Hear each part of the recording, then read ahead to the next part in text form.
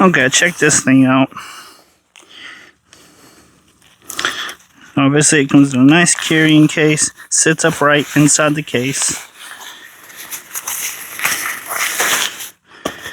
And take it out by this handle like this.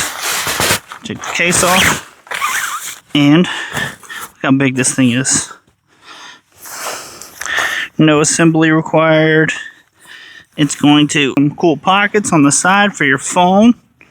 And this one has a little mesh pocket with some smaller ones, you know, for maybe cigarettes, lighters, stuff like that.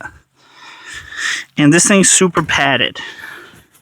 And what that's going to be nice for, obviously, it's a little warm out here today, but you can see this thing bends to wherever you need it to. So especially if you're a bigger person and you have trouble fitting in some of those more confining chairs, this one's going to kind of bend to your shape. See how that bends? It's not rigid. And I mean, this thing is, even if you're not, you know, a bigger person, I think the weight limit on this thing is like 350 pounds. I'm 230, and it's not moving. It's not budging with me on it. But this thing's super comfortable.